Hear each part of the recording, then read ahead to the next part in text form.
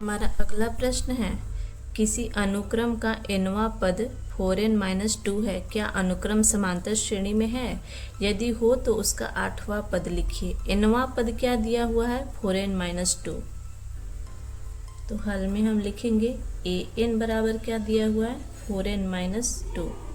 तो a1 क्या हो जाएगा? n के जगह पे हम 1 रखेंगे, यानी कि 4 × 1 - 2, 4 - 2, 2। a2 क्या हो जाएगा? n की जगह पे हम 2 रखेंगे, तो ये हो जाएगा 8 - 2 बराबर a3 क्या हो जाएगा? 4 × 3 - 2, यानी कि 12 - 2 = 10। हमारे पास a1, a2 और a3 प्राप्त हो गया है। तो हम अब देखेंगे क्या अनुक्रम समांतर श्रेणी में है। उसके लिए हम क्या निकालेंगे? d, कॉमन डिफरेंस निकालेंगे। तो a2 - a1 करेंगे। a2 क्या है? 6 है, तो आ गया 4। और फिर a3 - a2 निकालेंगे।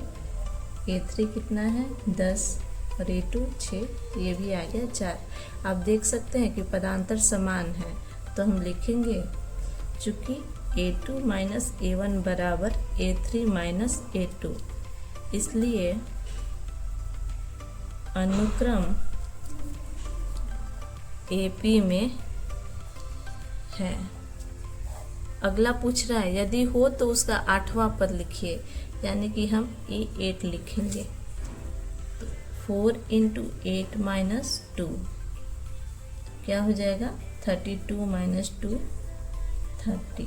A8 हमारा 30 आ जाएगा। अगला प्रश्न है, किसी अनुक्रम का rवां पद 2r + 3 है, क्या यह समानांतर श्रेणी में है? यदि हो तो उसका 7वां पद लिखिए।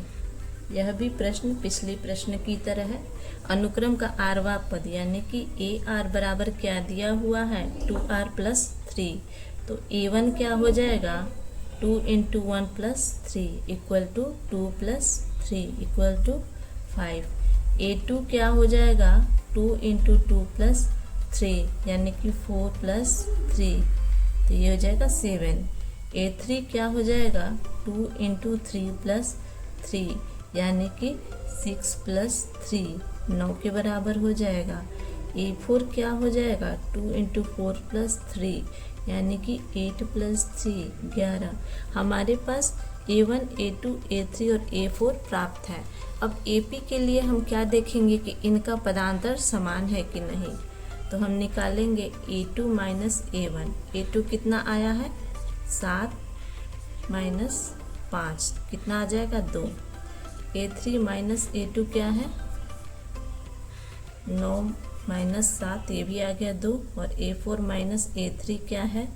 11 - 9 है, तो ये भी आ गया 2। आप देख सकते हैं इनका पदांतर समान है, यानी कि A2 - A1 बराबर A3 - A2 बराबर A4 - A3 बराबर 2। इसलिए यह अनुक्रम AP में है। अगला कह रहे हैं उसका 7वां पद लिखिए। तो हम A7 लिखेंगे। A7 लिखेंगे तो क्या हो जाएगा? 2 × 7 + 3 यानी कि 17। ये हो जाएगा हमारा उत्तर।